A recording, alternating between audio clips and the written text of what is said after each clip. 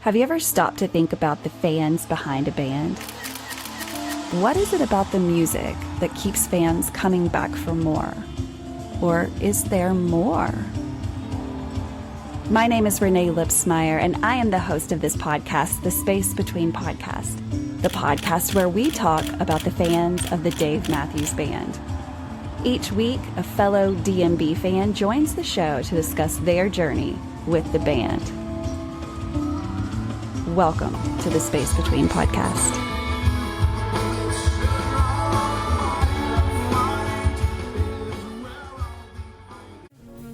Hey guys, welcome to the second part of my two-part episode with Brad.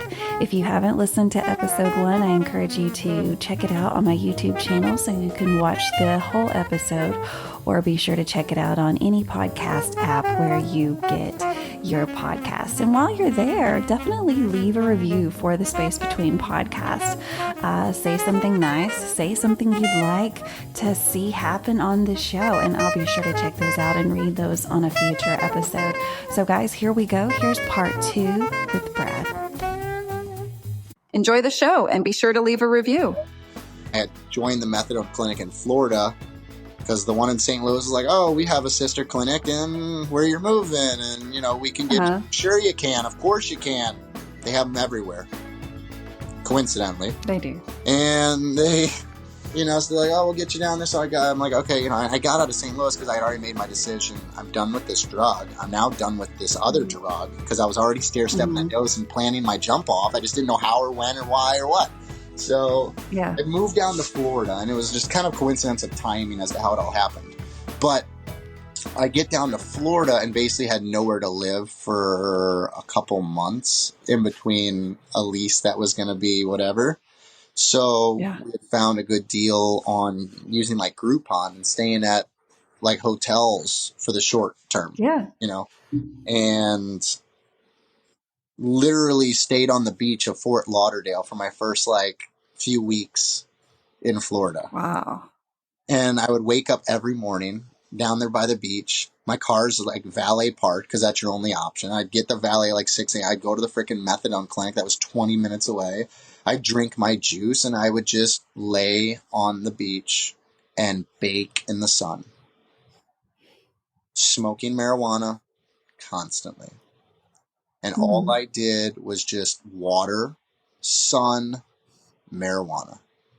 And the marijuana was for those side effects, that uneasiness, that upset stomach, that, you know what I mean, the anxiety, the nerve, the shaking, the knees that won't stop bouncing, and the stomach pains, the cramps, the this or that. That was the marijuana, but it was copious amounts. I mean, it was smoking like I was growing it. I mean, I was just literally just smoke freely. But I think it was the combination of that and the sun. Just baking in the sun. The sun is so healthy. After living in Florida for 9.5 years, I really believe that. And everybody needs sunshine. It's science. Yes. You have to have it. Yes. So I'm one of those people that I'm just I was never that kind of guy. I'm never a nature guy. I'm not a, whatever, but after experiencing it, that direct heat just beating on your body and sweating out that poison. And that's what it was. It was poison. And I'll stand by it to this day. It was the high dose of marijuana that kept my brain sane, you know what I mean? And not going for wanting to wander off or go get dope. I had the willpower to stop because that I had for a long time and I couldn't. So that's half of it. You know what I mean? You get the willpower, you find the whatever, but it was that medicine. It was the marijuana. And I never realized how important that plant really was. But, it's a hell of a plant. Dude, it is, yes, it is. It's saved my life. It saved your life. It saved a lot of people's lives in different ways for different things. It is the most flexible drug that is all natural and not made of poison. I mean, I'm a nurse. I'm not protesting medication. I am so happy for it. I love that we have these things. However, nothing beats there's not a lot well, there's not one thing that I can say that is as broad as marijuana is. And it's still It such a can do curious a plant lot of things. because It's no other still such a what? it's such a curious Curious plant plant. still to scientists Mm-hmm. because no other Mm-hmm. plant is like it. It doesn't make sense to the what do they call those? To the plant peoples, the plant scientist guys are like these people. Yes, Like they botanists. still I don't know. botanists and stuff. Yeah, I was drawing blanks. I'm like, what are these people? Yeah, plant people. No, like they still scratch their head to this plant. It's still being heavily researched. They don't really, you know what I mean? It's not like they don't have answers to a lot of questions of the plant. So I think Yeah, it's I've been studying it for so long. It's, yeah, from time to time, I'm reminded of those, well, they're ridiculous movies that came out in the 30s and 40s, like Marijuana the Madness. I ones mean, that they were really, scared. for the whole, for basically all of time, Yeah, have shamed this drug and made it have such a heavy cloud around it as being a bad thing, a thing that bad people do, sure, a sure. party thing. And I'm like, No, what the fuck are y'all like talking I'll be honest. about? When I smoked weed when I was 16 years old, I got high. I got so high I couldn't drive a couple times in my life. Back then. Sure. I'm not saying that that doesn't happen. At 38 years old, I am here to tell you, I consume marijuana from the time I wake up to the time I go to bed. I do have one other story to tell you about my life still here, another chapter that we haven't touched on. And there's I reasons can't wait. why I do smoke the copious amounts of marijuana that I do still to this day now. I had that copious amount where I binged it to get off of that methadone. Then I was always just a Mhm. casual smoker, or whatever. Then another chapter comes into life and I become the copious user I am today. And I smoke from the time I go to, like I said, the time I wake up to the time I go to bed. This time that we're spending right here is like the longest time I'm going to go without smoking my I bong. don't know why you're doing that because I've been smoking the whole time. Hello. Cheers, friend. But yeah, it's still not as satisfying to me as the flower. I'm a big flower guy, and I've noticed Oh, medicinal oh. aspects of flower. And I know some people can't smoke because of lung issues or throat issues or other Right. stuff. Right. Um, but the medicinal effects I get from a flower versus getting from a oil or a edible or Hmm. It else, is all different. it's totally different in the spectrum, and that's why Yep. some people are like, oh, I have an ailment, and they say medical marijuana would be good, but I tried it. It does the try Hmm. again, try another Right. Right. another variety, try another strain, try another. Did you try chocolate? Did you Exactly. try It's flour? just Did like you try any other drug. If you have a side effect, let's talk about it and let's adjust that a little bit, just like you would any other medication And that this is your why doctor has marijuana gets talked prescribed. about more because people don't talk about it. They're Hmm. like, oh yeah, he tried that, it doesn't work for him. Like, well, are you sure it doesn't work for him, or did what he used not work, and maybe we need to use something else? You know what I mean? It's So wild to me, and even I more wild to me because I am a nurse and I hear the way people talk about medications. yeah. And they just would never talk about marijuana in the same way. And I'm like, you do know Oh that yeah, doctors are doctors will get prescribing you this on one shit. pill, and they'll put you on another pill, and they'll put you on another pill, and they'll put you on another pill until they find one that works for your I ailment. mean, they will because Yeah, you have to take a pill for the pill for the pill for the pill. And I've never had to take anything. knock on. Uh, yeah. Like marijuana has done more for my life than any other medication has Sure, ever sure, done for me. sure. And through my addiction, I had multiple times like, no, I didn't have the money to go do those big expensive rehabs, but I did do a couple of hospital detoxes. So Mhm. those a rehab might have costed 30 grand, but it might have only been like a grand. You know what I mean? For me to go to one of these Right. hospital 3-day detoxes, and I did the 3-day detox, and they put you on that type of stuff. They put you on anti-anxiety medication. They give you a sleeping pill. They give you this. They give you that. And I remember Mhm. hating feeling not me. And that's Yeah. the thing I can say about heroin. Once again, for all those people, there's a lot of people out there like, what's heroin like? What's heroin like? You can't describe drug usage to a lot of people. It's not very easy. Well, and not everybody is going to experience the same thing. That too, that too. But the one thing I could say is I always knew I was Brad when I was on heroin. I was Mhm. always me. I always knew Right. what I was doing. I always knew the decisions I was doing. I knew, you know what I mean? Whether it was And I had a crazy scare one time where I'd done some dope and drove, and I fell asleep at the wheel and crashed my car terribly. I nearly died from it. The car flipped 210 feet off the highway. From the time it left the highway to the time the car stopped, it barrel rolled. So, if the car was, this little object, it just sat there and did this for 210 feet. Wow. That was one of the near death. Wow. And to me, it's like, I look at that as like one thing in my life, but that was because of heroin. And, fall asleep at the wheel. I was visiting my girlfriend who was staying at college about an hour and 20 minutes away from my house. And I had work the next morning. Me and her, obviously, two young bunnies, we stayed up all night. And, we had done dope and we were up all night and I got no sleep. And the next morning I was so tired and strung out and on the highway going 75, 80 miles an hour and right off the road. Wow. So there was another That's car so intensely scary. he came to a complete stop and he was running towards my car, and I'll remember this for the day I die. The car landed on its roof, smashed. All the glass was smashed out of the car. The whole roof was smashed to almost where the car looked like a pancake almost. It was just a Honda Civic coupe, nothing fancy, nothing super safe, or it was safe, but it wasn't anything like Hondas are safe of those days. Yeah. The car landed on its roof, and I remember, the first thing when the car finally came to a stop after doing all those barrel rolls was get out of this thing. Get me out of this thing. Get me out, get me out, get me out. The panic. I didn't know if it was on fire or if I'm dead, if I'm, off the side of it, because I don't know what. Right. So I remember kicking the door ajar enough that it was and I could crawl. I crawl through, and I remember crawling out, and I was able to move perfectly. Nothing hurt. Nothing was whatever. You know what I mean? But I was confused, like totally, like, you know what I mean? In shock. Yeah. So the guy who had stopped on the highway was running down the field towards my vehicle. And I crawl out and stood up, and he froze in his footsteps. As one would. Running towards my car and froze. Basically, he saw this accident happen right in front of him, and he's sitting there probably thinking there's no way anyone survived that. Exactly.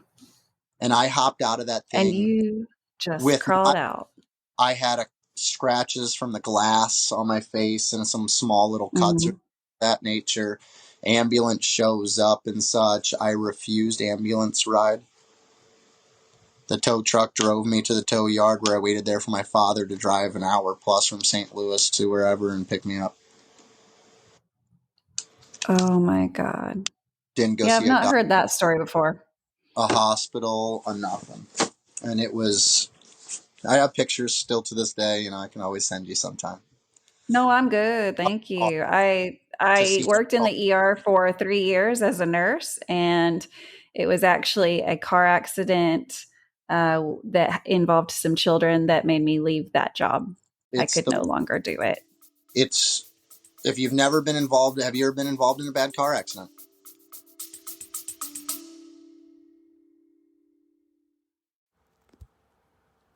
Hello, everybody. This is Dave Rich from the Eddie Casino Band out in Las Vegas. We're really excited to get this journey going, celebrating our music, our original music, on all platforms. We just released our first single over Labor Day weekend called Eddie Casino. If you're looking for new music, look out for our next single coming out to Spotify, YouTube, Instagram, Apple Music. These guys in the band are really excited to get started playing music for you all. If you like Tom Petty, Zach Brown, Jason Mraz, Dave Matthews Band, Rob Thomas, Jimmy Buffett, Pink Floyd, Stapleton, Bare Naked Ladies, Goose, Billy Strings, Sting and the Police, a ton of influences that we bring to the table. Hope you enjoy our music and look forward to seeing you soon live on stage.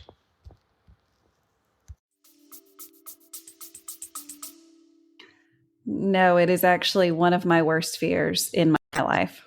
And it should be for a very good reason. To all you listening out here at all, if you haven't, it's a scary time. The sound of crunching metal and glass is unlike anything else I've ever experienced in my life. I've Um, seen too much. I know too much. it's bad. And that's, with the next chapter we might touch in here a little bit. It's why I live my life like this is it. I live my life Hmm. like we're not promised tomorrow. None of us are promised tomorrow, but no one lives their life like it.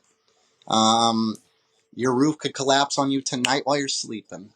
You could die in a Yeah, car crash tomorrow. Lightning could strike. exactly. You could choke on a chicken wing bone. You could, who Yes, knows there are so what many things. any millions of, if you ever remember that show, Thousand Ways to Die or whatever, they used to I have, hated that because it was like I'm gonna die any second, every second. That and just made you realize. I remember one of the funniest ones. I remember that show, and it's like, there was a woman who died from suffocation because she was using an inversion table. You know those inversion tables where you lay upside down? Yeah, Her yeah. boobs were so big that when she hung upside down, she suffocated herself. This is a true story, they say. Like, Wow. you hear these things of how people have died, you know what I mean, in this world. Like, we are Like it's hard to creatures. believe. We are very fragile creatures here. You know what I mean? And it's like, Hmm. one of the strongest things about us is actually our feelings or whatever. You know what I mean? When you can just not give a about whatever. You know what I mean? Like, take advantage of that strength because your head's not that strong. You get cracked in the head with a hard object, it's cracked that you're dead. There's That's so many right. things in this life that aren't that tough. You're tougher inside. Be tough Hmm. because we're Hmm. fragile. If We you're are fragile, fragile. you're gonna crumble. Hmm. So, I've lived a life of having to be tough. I'm all of 5'7", 135, 140 pounds. You know what I mean? But many people who meet me or whatever, they're like, who the hell is this guy? Who does he think he is? You know what I mean? It's like, I don't think I'm necessarily anything, but I'm not scared of another man. I'm not scared of a big guy. I'm not scared of a this or that. You know what I mean? I'm scared of Yeah. life. Yeah. There's so Life is, much to be scared of. It's crazy. It is and that's, crazy. I mean, you never yeah, know. Dave's here. We listen to music to take our time away from the stresses of life, the worries of life. You know what I mean? Hmm. Not Hmm. to, Hmm. And that's how people have described it. If you can get, people want to say all these crazy things about why could you go to all these Dave shows? Why do you do all this stuff? But honestly, it's really not. It's not for us. We love Dave Matthews because that's our favorite band. yep. But if you find an activity, I don't care what it is, I mean, I do care what it is, but Yeah, as long if you as can find a it's safe. good legal Yeah. activity Yes. that will take away the daily stress of, oh Yes. shit, I almost died, or oh my God, how am I going to pay that electric bill? Yep. How Yep. am I going to get another? I mean, like all the shit that you got to process every day. If you can find something that'll take your mind off that for 2 hours, fucking do it. And And all we that's what found Dave was just, Matthews Band is for us. yeah, this is just a Yeah. band. There's so many things out there you could find. We just happened to find us one band, one song. Some people have a song that just drove them in. It's like, for me, it was Mm-hmm. the live experience. It was the experience. It was the live. It was the differentness, the change, Yes. the evolution of it. It's just it's rock and roll. It's music. And Mm-hmm. it's what bugged me about Dave not getting in the Hall of Fame the first time. I'm like, we're going to put some of these other people in the Hall of Fame, and you're not going to put this guy in after that kind of fan vote? After how many number one records or debuted at number one in a row, like setting records it's crazy. It blew my mind. But I also said, like, when he goes in, when I will not miss it and I will be there. And I was there. So tell us about it. Like when you heard about it, did you just because let's see, you're near St. Louis. So how far is So, Cleveland? Did you yeah, I'm in drive? Did St. you Louis fly? now. 5.5. No. What am I saying? It was like 8 hours to Cleveland. Okay. Okay. So we drove to Cleveland, and I was once again, I'm on a budget. I'm not well off, Yes. and Yeah. I'm here to say, and this may go against some of the community, but I'm about breaking stigmas. I don't like Mm-hmm. stigmas. Take your stigma, Mm-hmm. shove them up your butt. Take your opinion and shove it up your butt. because your opinion in the whole scheme of things and in this life, it really doesn't matter. Keep your opinions are fine, and I'm cool with everyone's allowed. Mm-hmm. When it comes to Absolutely. ticket scalping, people have opinions on ticket scalping. Mm-hmm. They're fine to have those opinions, and I'm okay with that. My Yeah. opinion on ticket scalping is as soon as you become a big enough fan of something to pay a scalper, then I think you also should be okay with the fact of selling tickets for profit. So the way I look at it myself, looking at myself, is am I doing wrong? Am I not doing wrong? Okay, I'm not a warehouse member. I Mm-hmm. don't sell warehouse tickets for above face value. Easy. Yeah. Okay. But I couldn't afford to go to Cleveland. I luckily was smart enough to figure out when that sale was going on SeatGeek, which many people have no idea that that's where they dropped those tickets. But being the hardcore Dave fan that I am and the research and drive that I have to figure it out, I went on SeatGeek. I saw how fast the tickets were selling. I couldn't believe it. They were disappearing immediately when they dropped. I bought a pair. I then said to myself, screw it. I'm buying another pair because I'm broke. I'm in a bad situation right now. And many of you watching Yeah. this, I'm sure you're going through the same thing. And I'm here to say, Mm-hmm. listen, there's a lot of people out there that are doing very well in life. And if they have the ability to go spend $600 on a Dave ticket and they make that choice, you shouldn't feel guilty about it. You're not forcing anyone to buy. No one's forcing anyone to pay $10,000 for Taylor Swift tickets. If your daughter wants to go No. to Taylor Swift that bad, the word no can work just as well as $10,000 if you don't have that to spend. Now, the people who are spending $10,000 on Taylor Swift tickets, I'm assuming they have that $10,000 to spend. I hope they just have it and they're not going into debt. Ugh. So, well, you I know mean, what? it's happening though. And that's a choice. And If so that's what they want to do, and that's it right. could be a Your learning choice. lesson. A learning That's lesson. You right. have to learn in life. That's right. I chose to That's put wrong. a drug into my Yes. body, and I had to learn from it and deal with the things and it's life. But it shouldn't be stigmatized. You know what I mean? Someone selling content True. shouldn't be stigmatized. You know what I mean? If you're using fan club membership that clearly states you can't whatever, now you're doing something wrong, and you should be Mm-hmm. kicked from the fan club. 100%. You have no business being in there. But because Right. you're witty enough to grab a second pair of tickets and you're going to use the profits from that to be able to pay for your hotel and your travel to go see your medicine, and if someone wants to shame you for that, shame on them. That's my Did surely no one shamed you for that because it did happen. People were doing it. well. It is. We'll find out soon. You know, in the Dave Matthews community, I'm not one of those guys. I don't post on on all the groups. You've probably never seen my name Yeah. there on a lot of these things. I'm not that guy. My Dave Matthews Yes. is more here because it's my thing. Mm-hmm. It's like my That's friends and my right. family are not Dave fans. No one that I've ever worked with is a big Dave fan. So it's here. I don't need to Same. go Same. about it all the time. So it's my Mm-hmm. special thing, and I keep it as my Mm-hmm. special thing. Um, I like that. but you know, with now this being posted out there could be some comments out there on the land or whatever. Oh, I'll see that guy, you know, like sign up, bud. thanks for the comment. A whole list of people that are, you I know. love that you have a platform to share your opinion as well. Well, I Thank you feel for like sharing your opinion. people are so one sided. You know, if you really live that pure and perfect of a life, God bless you. And I don't, you know, I haven't been able to do that, and I don't try to do that necessarily. No one is perfect, first of all. That's No it. No one's one. perfect. But in today's day and age now, it's become a legal adventure. And on my, you know, StubHub account or whatever, it's got my tax ID, you know, and everything. And I'm getting, you know, it's documented. So if I profit over X amount of whatever, like I'm paying taxes on it.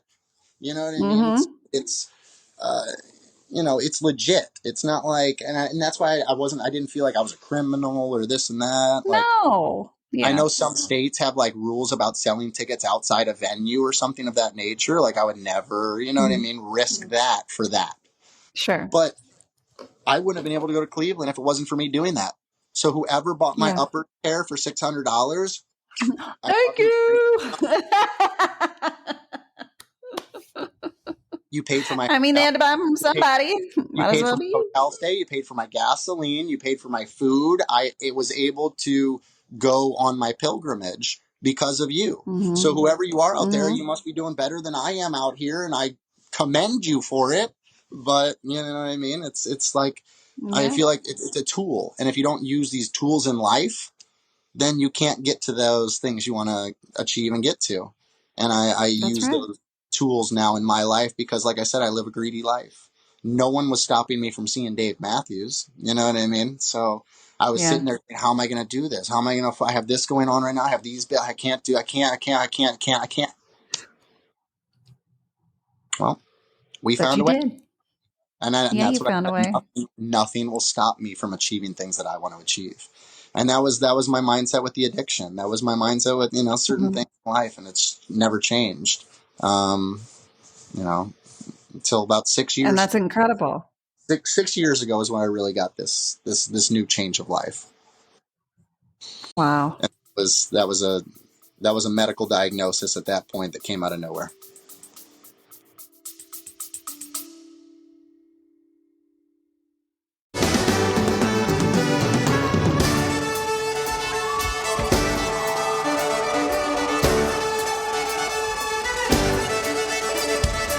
What's up, everybody? This is David with the Dave Matthews Tribute Band.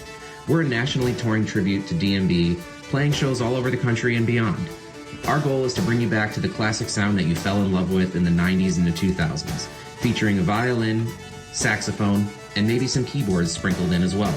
You can find out information about all of our tours and shows by visiting thedmtb.com. You can also check us out on Facebook and Instagram and other socials by searching the Dave Matthews Tribute Band or the DMTB. Hope to see you on the road and enjoy the space between podcasts.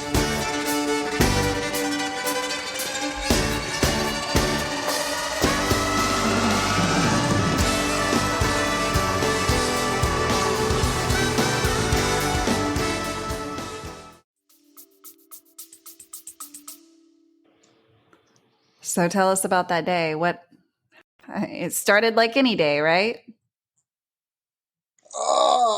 It was a normal day, typical Yeah. day in South Florida as a poker dealer in a casino. Yeah. At that time, I had gotten over heroin addiction, got over the methadone addiction. I had moved to a new area. I had got a good job, better than any job I'd ever had before, making more money than I'd ever had before, working less hours than some of those other jobs that paid me less. So it was Yeah. like more money, less hours in South Florida. Sign me up. I was cloud nine. And they always say they worry about stuff when it comes to people who come off of addiction. What's going to make them relapse? When's the relapse Mm-hmm. coming? You know what I mean? It's just, it's constant. Yeah. It's a constant talk for a lot of, people coming out of addiction. Yeah. And I can finally say now with 9 to 10 years of sobriety from those drugs that I've been tested, and there's nothing that can, if I haven't gone back to the stuff yet, there's nothing that will. And I'm happy to say that, but I went to work like a normal day as a poker dealer, smile on my face. I leave work, same smile on my face. I make the same phone call I used to make leaving work every day to my dad and calling him on my way home because it was like, 10-minute drive home, not far. And always check in, hey, what are you up to? What are you doing? What are you this? What are you that? While driving home, normal main road. Mind you, I'm living the South Florida life, so I have a 2-seater convertible. Okay. Small little bitty roadster. And I got cut off to a point that I was forced off the road.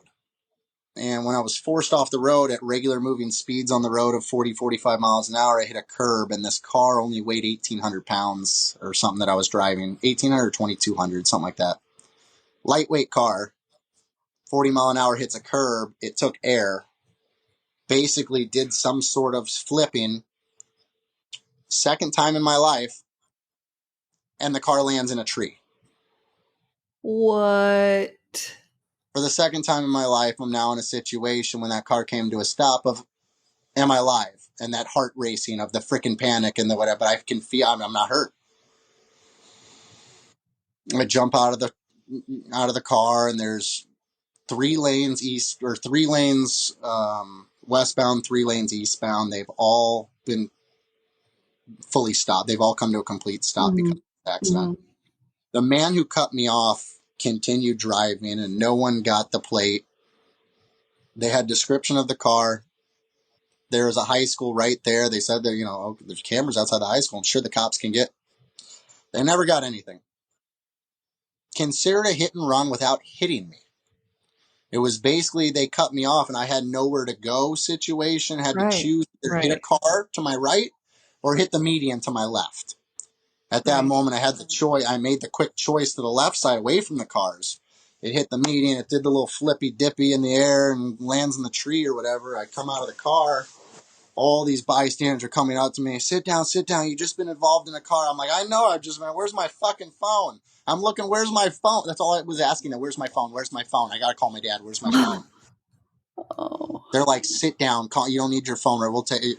Police are already been called. They're on their way. Ambulance comes, this, that, the other. My dad was only like 15 minutes away at this time.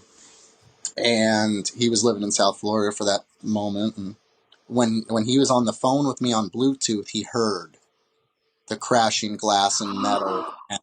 And we were on a Bluetooth call. And I'm just talking. And it wasn't like I had a moment to like I knew it was just so out of nowhere, happened so immediate. And he heard it all. And he says to my mom, Brad was just in an accident. I got to go. And he knew where I was driving to, and he knew where I was driving from. So he knew the road I was on, but that was it. And he raced to get there. I was in the ambulance, and I remember a knock on the door at on the ambulance door, and I actually opened the door. I'm in and it was your dad? And I opened the door. It's my dad.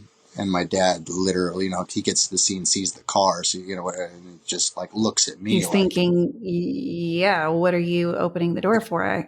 He pretty much thinking he's getting to the scene to a dead son. Yeah. I don't have children. I don't have children. I don't want children for many reasons. I can only imagine what I've put this man through my whole fucking life. Multiple car accidents of near-death proportions. Heroin addiction for multiple years.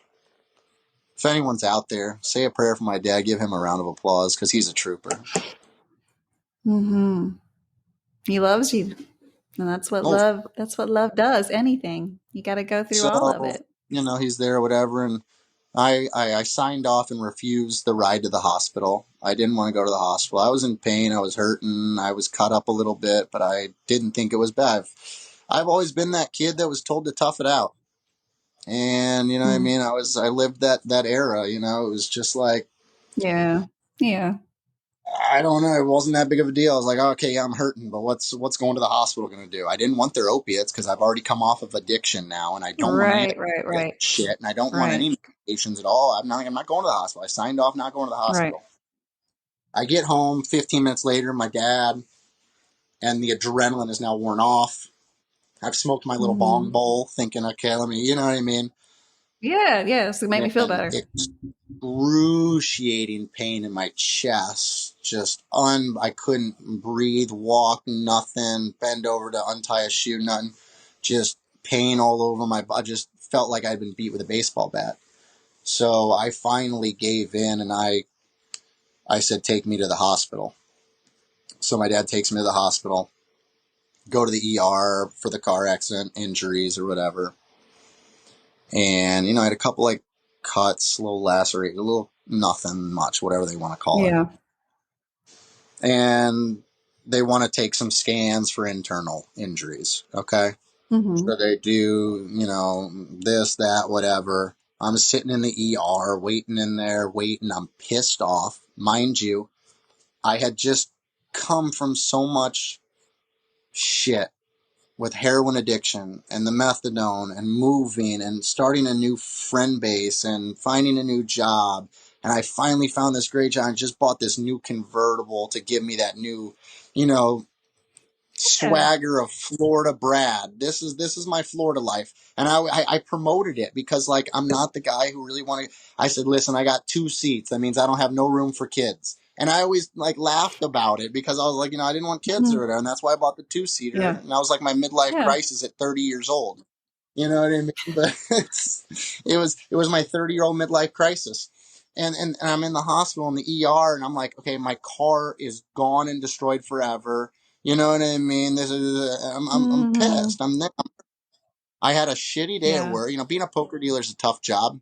People are losing money all day, so all they do is tell you how shitty you are at your job as you're dealing them Yeah. cards. That's F true. you. Now you're shut. Yeah, damn it. Ah, Yep. fuck. Because it's your personal Not anyone. fault. That's, yeah. Not everyone can work in a casino. I'll tell you that one. It's an interesting job, I'm but it sure. does pay well. For many people who don't know, if you have casinos in your town and you don't know what to do for a living and you're clueless and you're like, I don't have skill, education, but I'm telling you, Casino. yeah, I knew girls as Huh. once again, a woman poker dealer, good looking, whatever, just presentable. That's all. You be beautiful. There's Yeah. overweight girls. Yeah. There's this girls. There's that girls. Whatever. It doesn't matter. Yeah.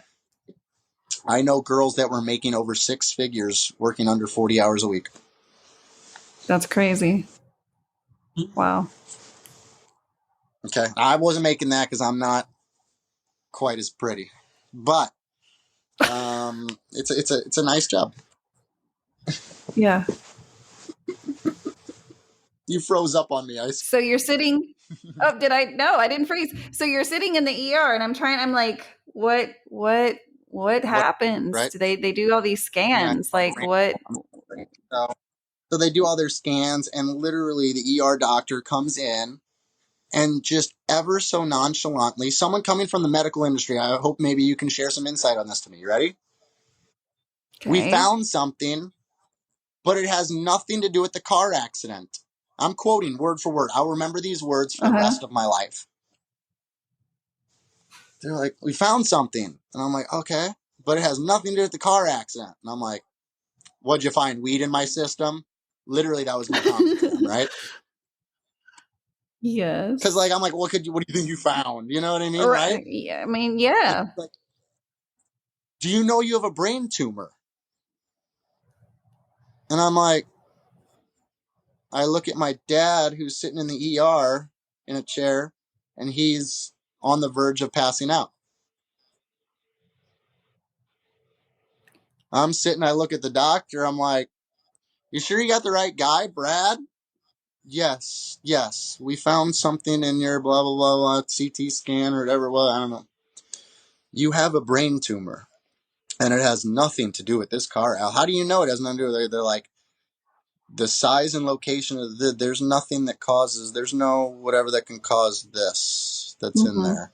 And he's like, I'm not a neurosurgeon or a neuroscientist. I don't know what I'm really, but you have a mass in your brain. So now this young guy who's, a little bitter with the world as it is, okay, is a little angry in the ER. My car's crashed. I've come from so far in my life of getting over addiction. Now I have a brain mass. This is the cards I'm dealt. So it was scary. I was angry. It was not a good place. They wanted to transfer me to another hospital that had a neuroscience department because they didn't know what they were looking at. So they want to transfer me that night to a science department in another hospital, and I refuse. I tell them this didn't happen today. You didn't, this, I've had this here longer than today, right? And they're like, yes. Once again, the kid who always asks questions, the kid who never I never did what I was told. You know what I mean? They say, we want to transfer you. Most people say, okay. You know what I mean? And they go. Right. I didn't, many people don't know that when you're a patient, you're in charge. You know what I mean? And yes, you are. You have the right to refuse, the right to do everything. And many people, I don't think, really know that. And maybe you can maybe agree with that, the way I say that. There could be some patients people that really don't know their rights. They like sign the form, but they don't read it. Yeah, they don't read it. Yeah. Okay. So I'm sitting here, I'm pissed off. I just worked an entire shift with some very nasty people talking crap to me. You know what I mean? It was a long day. I just crashed my gorgeous, cool car that I freaking love. I just get told I have a brain tumor. She didn't even use the word mass, it was brain tumor. You know what I mean? I get told, and I said to the lady, I said, if you're telling me, all this, I said, this is not new. It didn't happen today. I've had this a while. I said, then it's not going to kill me tonight, right? And Right. she, Well, I mean, in a what'd she typical doctor say? fashion, she gives me the whole, well, I'm not a neuroscientist. I don't know what's in your brain. I Yeah. can't answer. I can't tell No, that's you. not Mm-hmm. it. But yes, this has been there. Yes, this is not new. So going off of that, I would say, yeah, it probably won't kill you tonight. It was kind of what she's looking at me like uncertain. I'm like, give me my papers. I'd like to go home. I was like, I'll figure everything out, tomorrow and let me sleep on Clear whatever and head. find some Yeah. Yeah. hospital to go. And I'm glad I did that because, I got to really do some research and my dad went to Mm-hmm. work. Mm. And my dad gets on the internet and starts really deep searching neuroscientists in South Florida to start this, that, the other. And we start doing some deep searching and deep research into specific doctors and background or where they went to school, this, that, things they, Mm-hmm. specialize in. And it was Mm-hmm. one of those weird situations, but we found the guy and we went down to Miami. We went to go see him. They got me in like that. It was like immediate. They did Wow. more scanning and then once doctor stuff. I don't know. Are you there? Yeah. Yeah, I'm here. Okay, it said recap. So, CT scans with contrast and this and that. I don't know, all kinds of different stuff. So he comes back he's like, I have the results. He said, first of all, I want you to know, so just so you can get this out of your head, it's not a tumor. What you have is not a tumor. And I was like, okay. So he's like, we're not worrying about cancer. Let that clear your head and all that stuff. We're not worried about any of those things. I'm like, okay. Keep talking, doc. You know what I mean? Like we're feeling, Yeah, it positive. felt good. It felt like, yeah. Hold on. And he's like, but with that being said, that doesn't mean we're out of the clear here because what you have is a very complex situation. And I said, okay, I'm all ears, doc. Shoot, what we got? You have 2 ticking time bombs in your head, and I can fix one of them.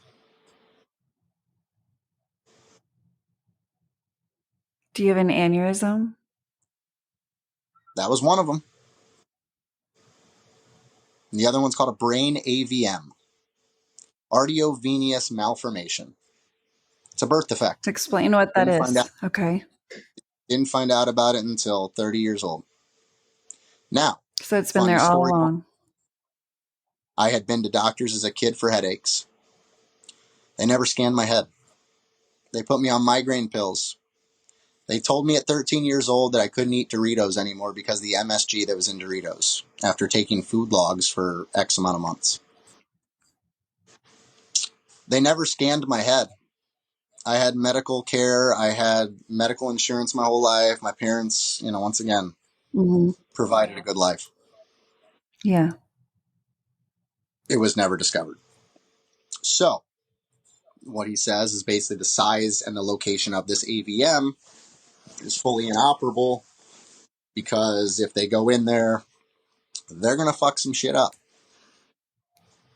And basically they said I live too good of a life for them to risk that. Take the They risk. Yeah.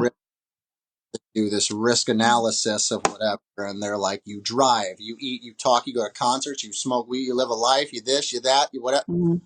We're going to risk you never talking again, never walking again, never this again, never that again. Who knows? Or kill you. Mm-hmm.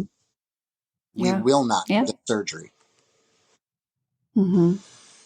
So basically what I've been told is this arteriovenous malformation. It is a ball of yarn of blood vessels and arteries that didn't form correctly before birth. And that ball of yarn or whatever, obviously there's different grades of AVMs. There's different locations it could be, depending on what it's attached to or whatever.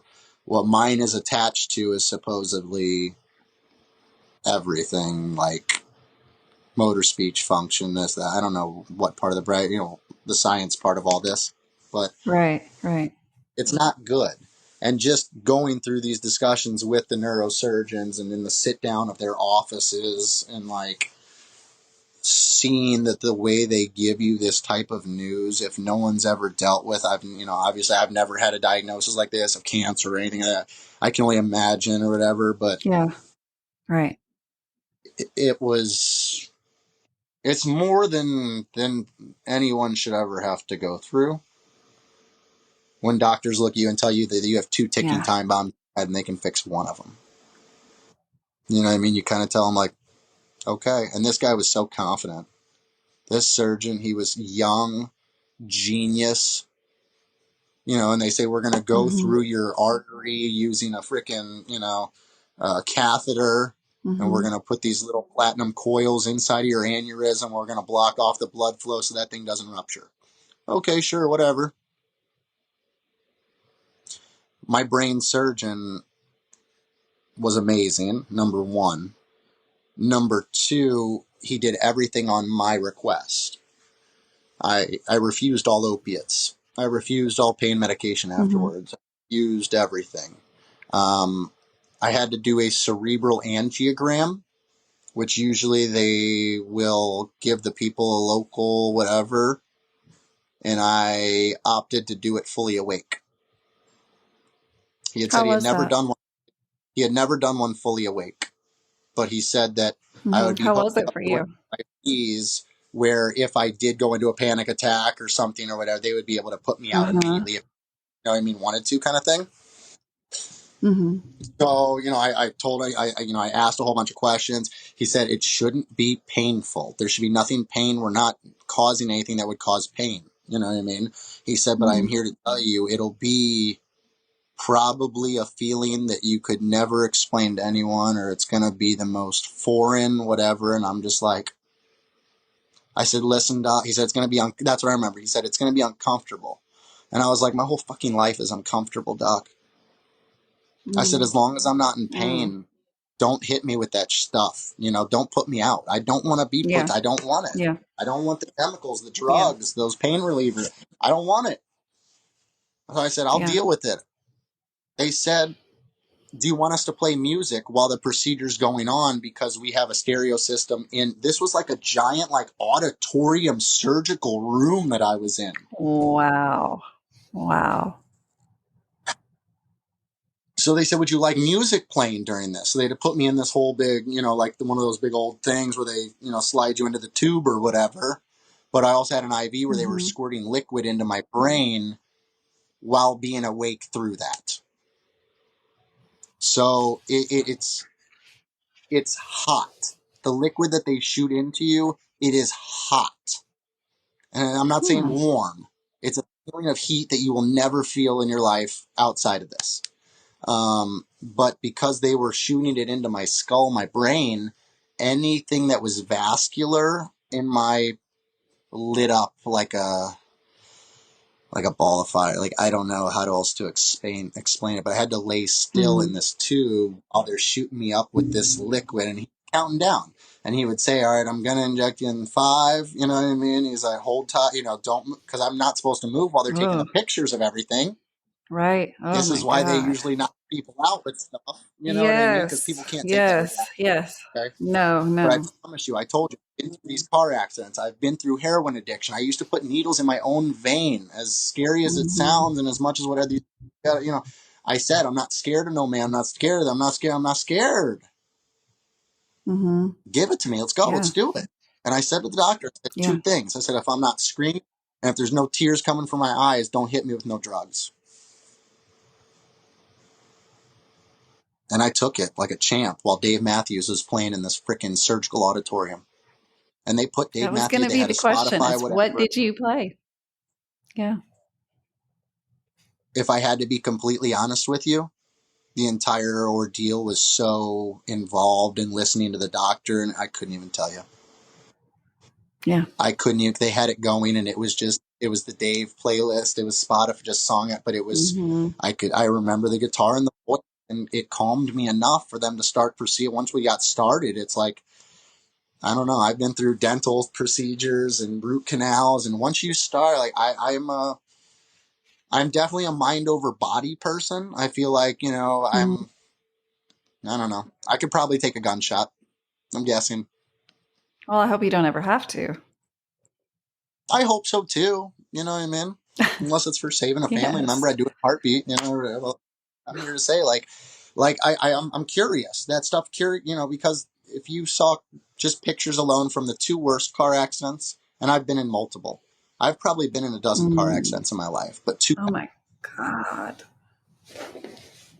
Dude, that's so at least a dozen terrible. car accidents. Not all my fault, not all drug induced. Many different, Hmm. I've been involved in Yeah. more car Yeah. accidents than any person They should ever have just to go through. happen sometimes. Yeah. Yeah. Oh my It's the God. strangest. Yes, yes, I'm a magnet. As a passenger, as a driver, I've had both. I've been hit and I've hit. It's like, I don't know. Some people go through their whole life and never experience a motor vehicle accident as a passenger or as a, person who does it. Yeah. Hmm. Hmm. And So that's they, what I so they wish give for me, everyone. they tell me they can do this. Yeah. They tell me they can do this surgery. We say, okay, we're going to do the surgery. They end up doing they couldn't do the vascular coiling of the aneurysm with me being awake that I had to be put out for.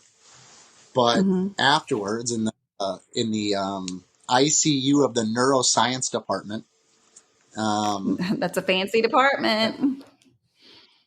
Boca Regional Hospital has what's called the Marcus Neuroscience Institute.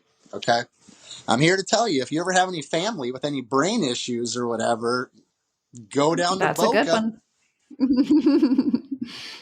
They were fantastic, and my doctor was fantastic. He knew what he was doing, and I can tell you that, throughout my whole life, having those headaches, I was always told, what I mean, oh, migraine headaches, they're migraines. Wow. Okay, they never scanned my head; they weren't migraines. That's when I started really smoking marijuana. Was at that age, being involved in sports at 15 years old. Headaches, headaches, headaches. Every time I would go play sport, I'd get these headaches.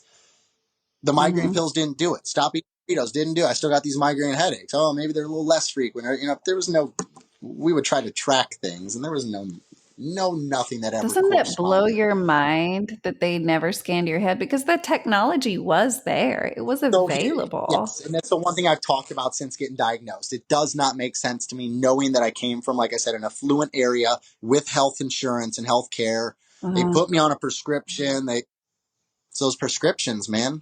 They want you on those pills. A lot of They doctors want you on do. those pills. A lot of doctors do. Yeah, and And the pharmaceutical companies definitely do. And what you are the have a pharmaceutical? I 13-year-old mean, in man, front it of is me. a. Oof.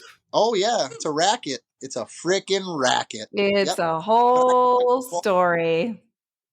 I clawed my fingernails into my head is what I used to do because the pain was so bad. I would claw Oh and you my would see fingernail God. marks on my stuff. That's how bad it was as a teenager. So marijuana was the only thing that took away those goddamn headaches as a teenager. Hmm. And I used to say to my dad as a teenager, he just thought, oh, Brad just smoking pot, just bullshit. That's Brad. Brad's a bullshitter. Brad's a this. Right.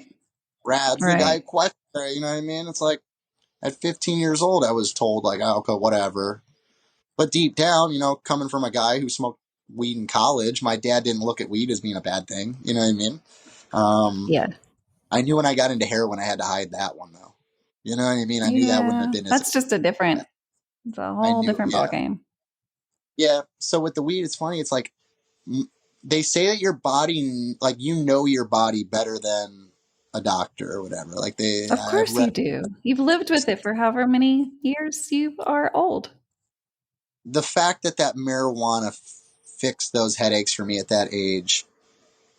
Once they gave me my diagnosis of everything, light bulbs just started going off because Hmm. I had brain surgeons running me through these questionnaires about my life and about all it because this thing is so rare that they don't have much data.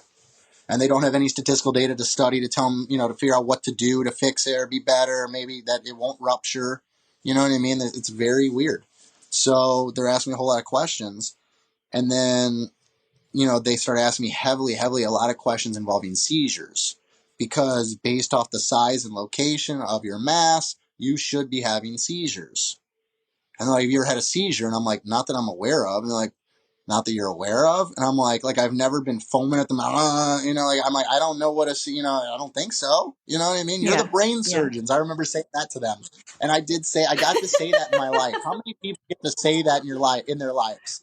Like, seriously, how many people Thankfully, out not there? many. I mean, I a got to lot, actually but say most the people brain don't. surgeons. I said, I don't know. You're the fucking brain surgeons. I said, how have I never had a seizure? And they're like looking at me, and I'm like, I said, I got one. I said, what about marijuana? And my doctor literally sets his pen down. He goes, what about it? And he looks at me. And I'm like, I've been smoking it daily for half of my life because I'm now 30 years old when this got discovered. Mm-hmm. And he's like, you've been what? And I'm like, pretty much a daily smoker half my life since I was 15 because these headaches didn't take care of it. I smoked pot. Mm-hmm. And he's like, okay, we're going to do a little more, but for the time being, don't stop smoking that plant. And that was his answer. Don't stop smoking that plant. So since then, we're 6 years.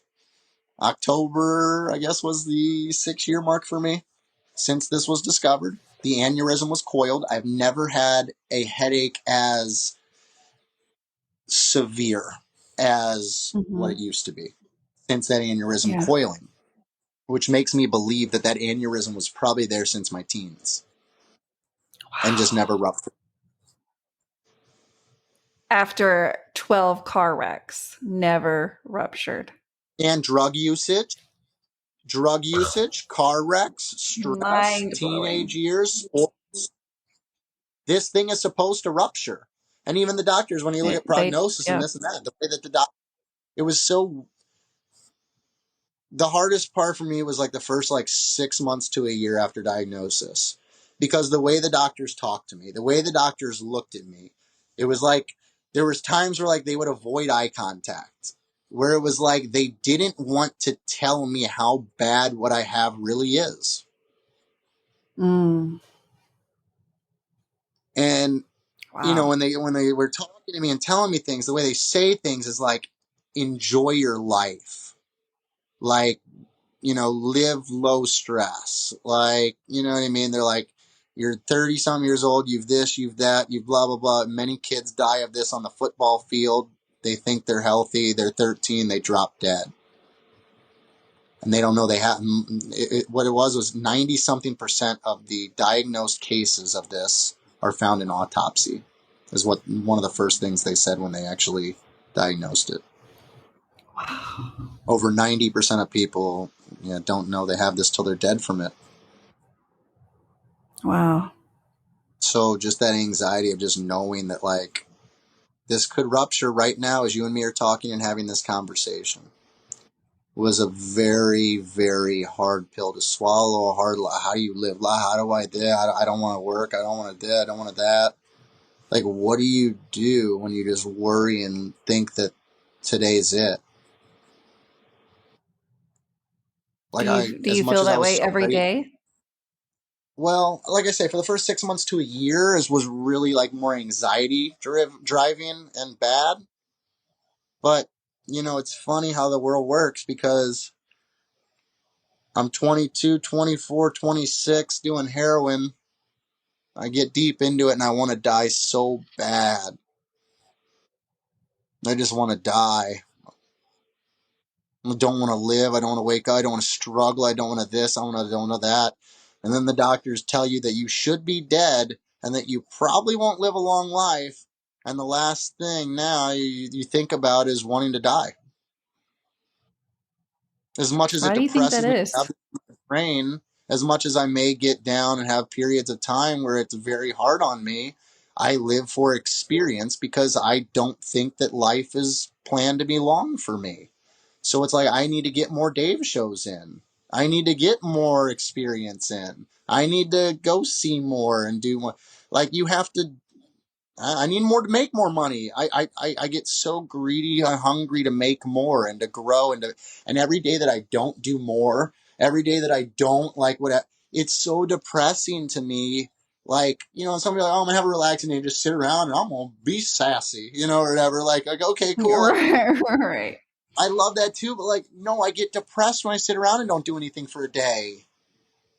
Because what if that was the last day and I die tomorrow from this damn thing?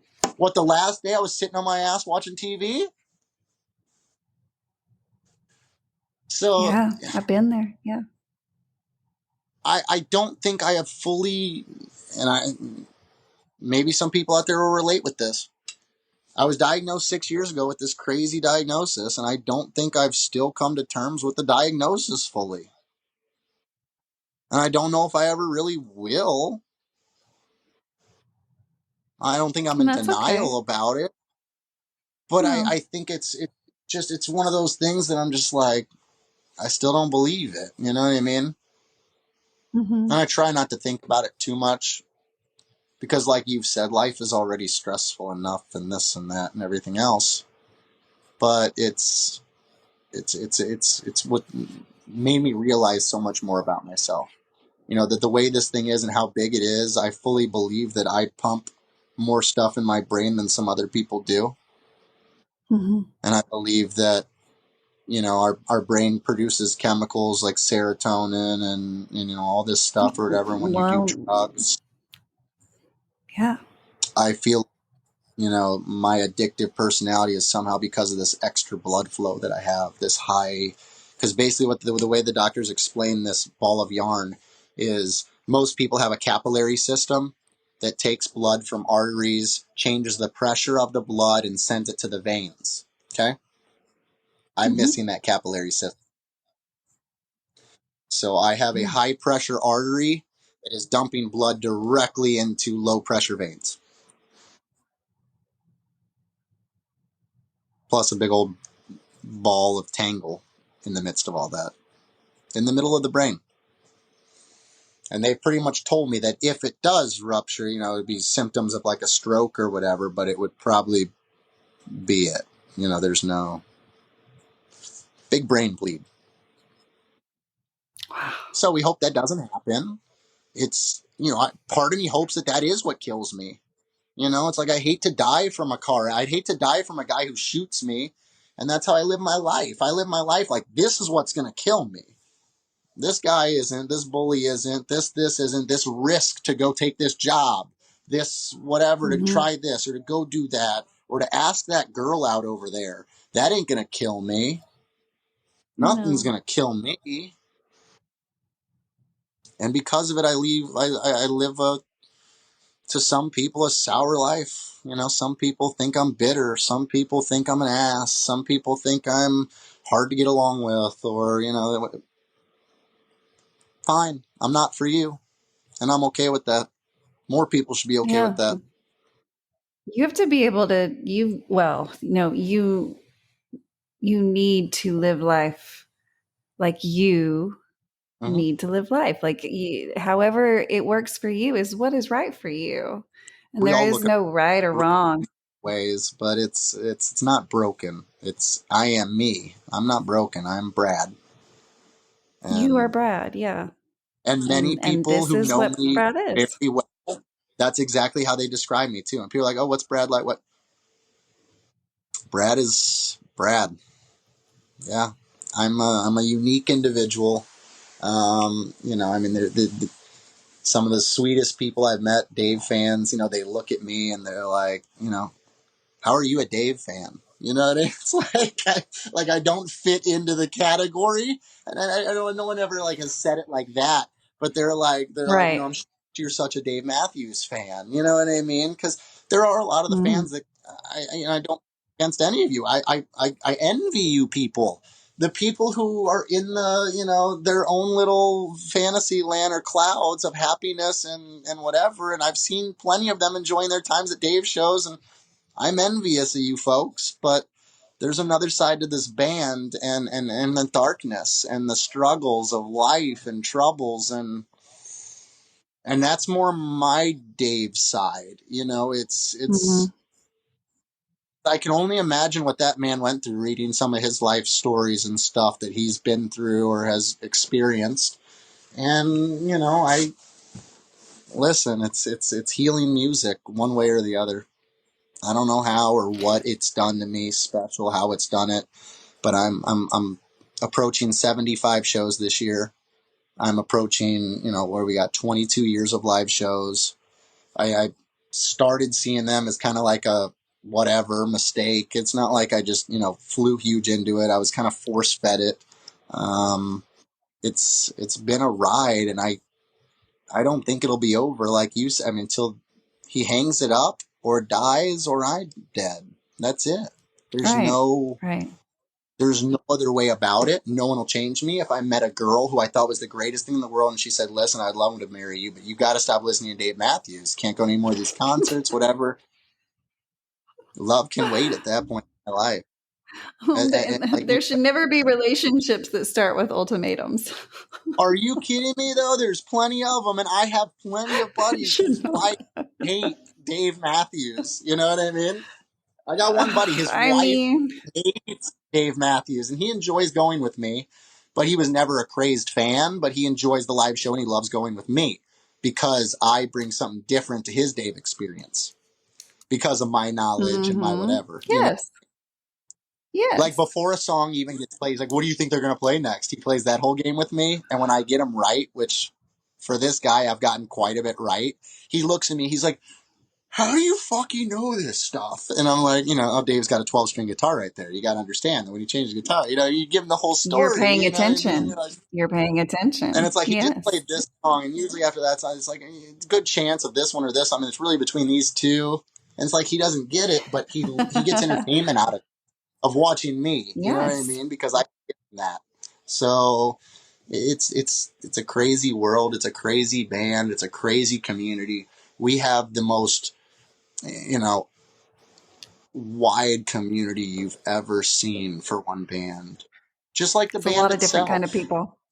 We have white, black, Asian, straight, gay, trans, this, that. You name one kind of person. We got people with diseases. What was that one kid who died? The Kit Kat Sam or whatever that, right? I mean, you have, I can't remember what his,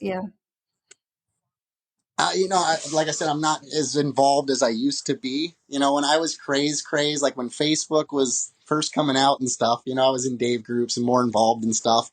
As an adult later in my life, I've gotten less,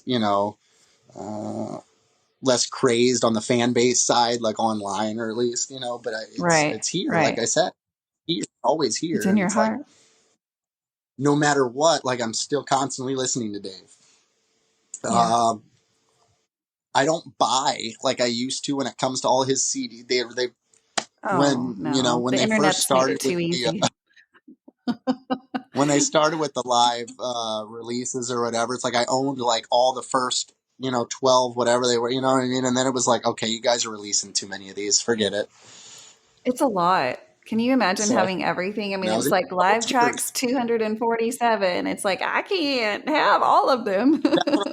Live track started, it was small, and it's like I had the first like 12 live tracks, and I would always order them, but then it was like, okay, this is getting ridiculous. I can't afford this. So, and poster, same thing. Like I would love to have a poster for all 73 of my shows, but there's no way.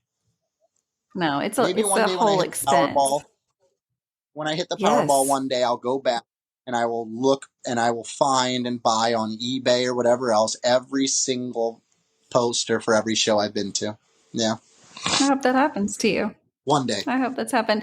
And it's funny because a lot of people I talk to, they say, and it's always a Dave Matthews Band related thing. Like if I win the lottery, this is what's going to happen. And it's usually in the Dave Matthews Band world. And a lot of it is like, I have mine. I already have my lottery thing. I've said it for 20 years. You want to know what my lottery thing is? I do. One full tour. Ooh, yeah. Yeah, that'd be cool. If I hit a lottery for $200, $300 million, what's $50,000 or $100,000 to spend on a whole tour? Go to every show. On happiness? That's a cheap price for happiness. And if you got $30 million or whatever. I always wanted to do that. I want to experience what it's like to 60 shows in 3 months or what, you know what I mean? What they do. Like, I want to know what that's like. And And to you be got able to to have experience money to that, do that well. well, sure. Lottery. We're going. Otherwise, it would be painful. Yeah, you got to have money if you're Yeah. going to go to 30 shows and do it really Yeah. well. So And no yeah, one can if do you it better ever, than the Dave if you Matthews ever Band. see this face, if you ever see this face as a Powerball winner on Google or your Facebook or whatever, just know that I'm booking that entire thing, and that there will probably be a videotape made of it. You know, I hope so. You know what? The Space I Between podcasts will be there live to report the story. I'll hire you to follow me on the entire tour. That's it, and then I can call it a business expense. We're good. Boom. We've got a plan. Now we just need to make it happen. That's my ultimate fantasy is a whole tour. To be able to do a whole tour, I think would be absolutely ridiculous to think of, to plan, to this, to that. And I want to road trip it. I don't want to fly. Mm-hmm. So even though, if you hit the Well, Powerball, you have the money. I want to a make every bus. show, you Like, couldn't drive. Oh, a bus. Ah, no, I would, yeah. If you hit the lottery, you got hundreds of millions of dollars. What's hiring a tour that's bus and a true. driver? You're not driving it. They're going to drive. You're going to have this whole squad. You're I've going to never take them thought around like a some bus. millionaire. It's going to cost you $6 more, at least, I figure. I just, yeah, that's I what I have would no do. idea. 40, 50, every single one road tripped with my own bus. Yes. Damn. Yes. I want that to happen for you. It's got to happen to somebody. Somebody's got to win the lottery, but you do got to play. Are you playing the lottery? I Because you can't have win if you played the don't play. lottery. As a poker dealer for 6 years, I have a gambling little side in me, but Sure. also because I worked in a casino for as long as I did, I know way too much to gamble too much, if that makes Yeah. No, I sense. get it. No, I get it. There's a reason that places are in business. You know what I mean? You don't see They're making casinos go out of money. business. Yeah, they make the What is the money. famous Yep. saying Yep. that Vegas was not built on winners? It was built on losers. No, it was not. Ma'am. And that's, so knowing that, like, yeah, when those Powerballs get to the crazy amounts, you know what I mean, where they just keep talking about it and you can't stop hearing about it, Yeah. then You got to do I'll it. go throw $10. Yeah, hell yeah. Somebody's got to win. I'll Yeah. put $20 up for the chance to be a billionaire. Sounds like a good financial decision. With the way that I run, I don't know. I have a buddy who says, like, I have been dealt so many shit cards, but yet I somehow always bounce back. He's like, you are the king of just, you know what I mean? And he calls it being lucky. He's like, you get this, and then you land a big sick job. You get screwed over with this, you get that, but then you find out this. And then he's like, you get diagnosed with this, but you end up figuring out that, you know what, at least I know where these headaches come from. And now you have a new way that you live, and you wouldn't change that for anything. He's like, you live a life that many people will never understand, never live, and never whatever. He's like, you live a very independent life because you don't give a fuck. You don't, if today's it is what it is. And I don't worry about, certain things because of that, like that other people do worry about. Because of that Do you medical find diagnosis. freedom in that? What's that? Do you find freedom in not giving a fuck? I do, 100%. Yeah. Yeah, I That's think what there is so quit my much freedom job in that. during COVID, because of the medical thing or whatever. I was very worried when COVID first came out. No one knew anything. We were all clueless. It was very scary when it first happened. And my job wanted me to wear a certain kind of mask, and I wanted to wear a different kind of mask. And they said, no, it has to have our logo on it. Well, your logoed mask is a t-shirt. It's not even a real mask. I said, I want to use this mask. It actually has some filtration. It was a real mask, not just a covering. Well, they wanted me to wear their black mask with their logo on it, and mine was white and blah, blah, blah, and they refused to allow it, so I quit my job. And at that point, I started my own business. I struggle month to month. It is what it is, trying to build and find that happy place. I'm basically a glorified reseller. buying and selling trading cards. I grew up, my first job at 15 years old was working selling baseball cards in a little card shop local. I used to ride my bike to work. And here I am, 38 years old, full circle, back to trading cards. And it's because during the COVID that the market just flew in trading cards. I knew enough about it. I was curious to learn more. And 4.5 years now into it, I guess I'm doing something right because I'm still here selling cards for a living. And, I set up at these trade shows and I buy and I sell and I buy and I sell and I trade. And I get to deal with a lot of kids. A lot of kids come to me and trade with me. And I have a really good, as nasty of a person and as bitter as I am and how many people think I'm such a jerk. And these kids love me. And I think it's because I don't have my own that I'm able to give them the attention that they crave, or you know what I mean, that maybe some of these You other treat them dealers don't. like an Because a lot of these, individual and not a parent. And kids like that. They well, do. They these want to be other treated like a a lot of person. people in this industry, yeah, a lot of these people in this industry that I'm in, they're all very, kind of jerky, and a lot of men. It's a busy job. You're doing a lot of things. A lot of these Mm-hmm. guys kind of see some of these young kids and they say, oh, they're not going to buy anything. You know what I mean? So they Yeah. don't want to waste their time Yeah. with them and they just want to. But it's funny when you give a kid that chance or whatever and you give him that right experience, dad comes over 10 minutes later and dad's got the money and dad comes and spends the money where, the kid is getting respected. And Yeah. I think it's because of a lot of what I've been through and a lot of, where I stand now in my time of life. And I don't want to have children because I don't want to leave a child fatherless. And with Mm-hmm. my I can diagnosis, understand that. and, when doctors tell you could die today, tomorrow, blah, blah, we all could. So, I mean, I get it. Like, a lot of people tell me, like, well, And I what's the wanted case to with, say that earlier. We are all ticking time bombs. Every we single are, one of us. but that shouldn't be, I don't want to enthuse other people not to make kids because we could all die tonight. But for No, no, me, no. But it is For real. me, it was one of those things that doctors told me to have as low stress life as possible. So I'm like, well, kids are awfully stressful, whether they mean to be or not.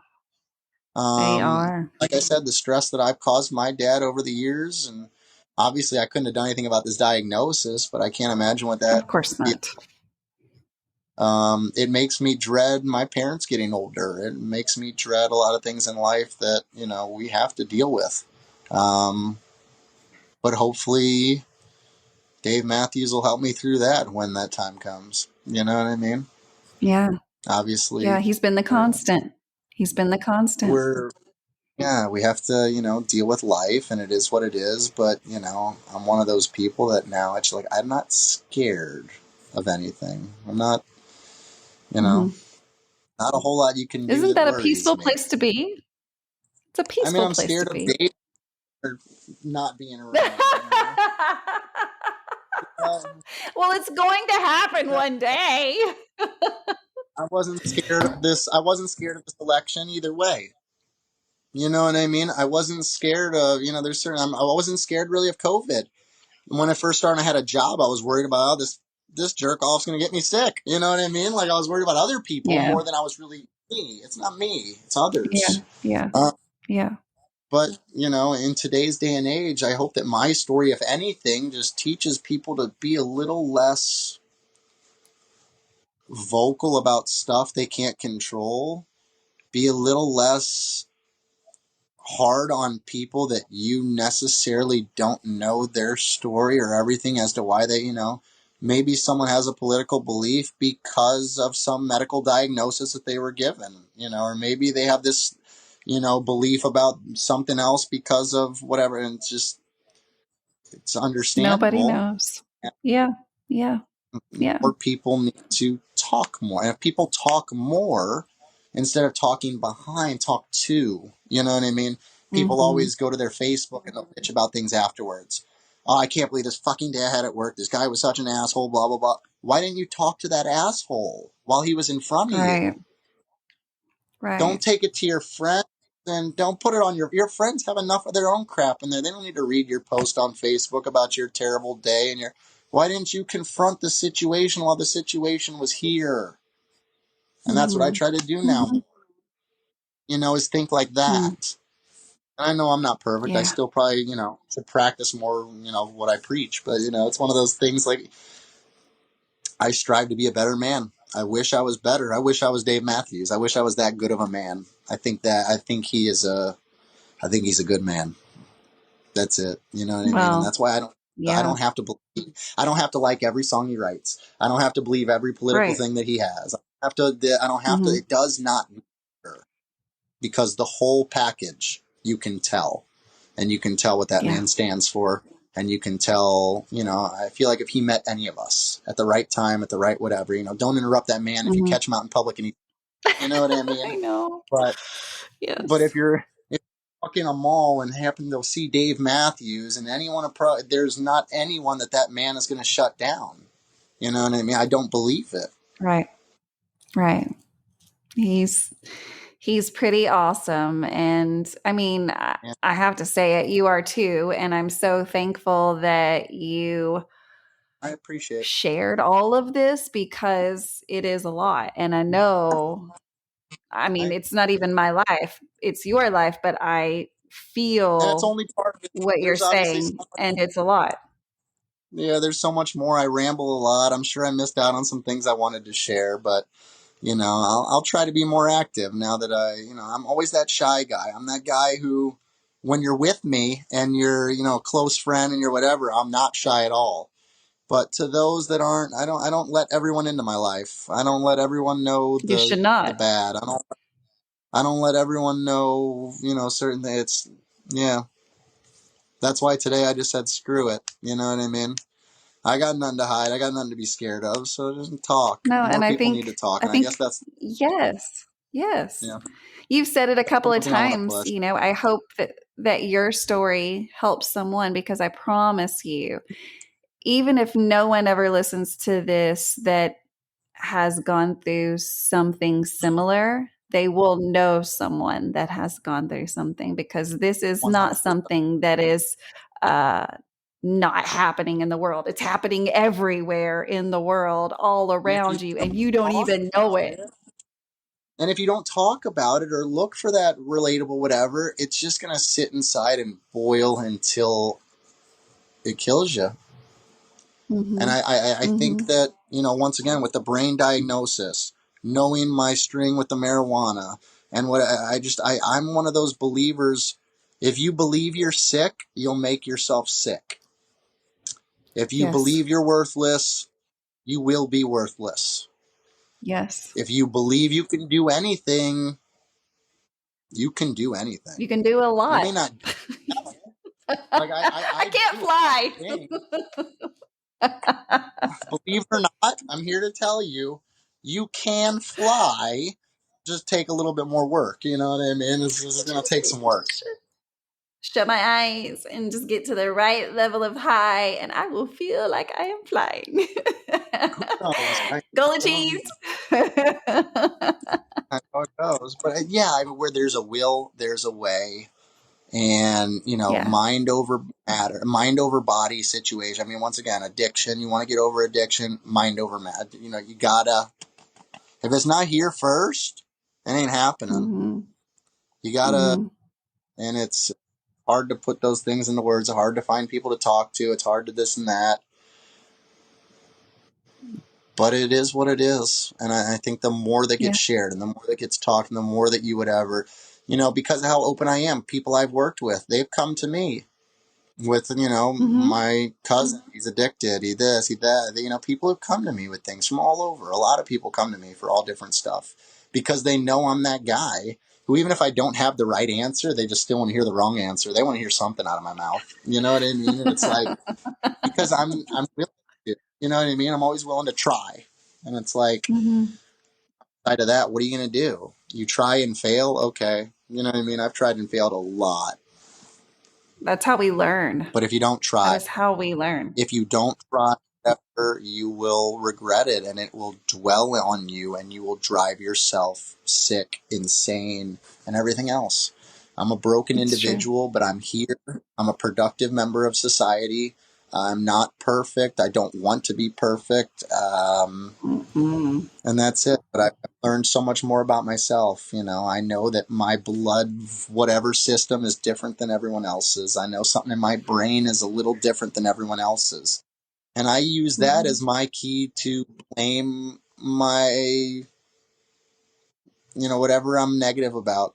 So if I don't like the way that I think I talk too much or this and that, I blame my brain mass. It's the brain mass that makes me talk too much because of blood flow. It's, what I mean? That's my thing. You smoke too much. Why do you smoke weed all the time? Why are you my brain mass? You know what I mean? It is what it is. Brain mass. Who are you to tell me no? Exactly. Who are you? Why are you such an asshole? Diagnosed with this brain mass, so I don't know if I need to explain anything more to you, but yeah, I might be an asshole to you. And if someone finds me to be that asshole, well, that's kind of how I'll tell them too. I'll look at them and be like, I don't know, I can't help it.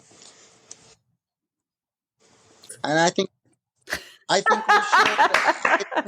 congratulate people on being assholes. Without assholes, where would this world be? You don't want a world of people that live this whole sugar-coated, fake. That's what I have. I refuse to be fake. I cannot. I've been through too much in my life, and I don't have the longest way to waste my time with fake. Be genuine. Be who you are. There's no one else like you. Be who you are. There's a difference between being fake and being, vile. You know what I mean? It's, Yes, for sure. And that's just called being a human, and knowing how to, act right. Yeah. Oh, well, dude, I can't thank you enough. This is an amazing story. You're not alone. There are other people going through terrible things that you would never, ever assume that they are going through. And so be kind to people. Be kind to people because you have no idea what people are going through. Or just be quiet. Don't say it. Yeah. Well, thank you again so much for coming on the show. And guys, if you are listening to this on a podcast app, just know that you can watch this on YouTube. It's simply under the space between podcasts. And you never know who is going to be on the next show. That's the fun thing about all of this. Each show is a different person, and you just never know where this person is coming from or what their story is, what country they live in. At this point, I've had people all around the world be on this show to talk about their journey with this band, because the Dave Matthews Band is not a band just for the United States of America. The Dave Matthews Band is a worldwide band, changing lives worldwide. And that is the story right there. And so I'm on a mission to continue to tell that journey. So if you are interested in sharing your personal journey, please contact me through any of the social medias. We're on Facebook, Instagram, TikTok, any of that. And so please reach out to me. My story cannot be written without your story. And so again, I thank you for coming on the show, Brad. I appreciate it. Well, guys, until the next episode, I wish everyone all the peace, love, and of course, Dave Matthews Band. Until next time.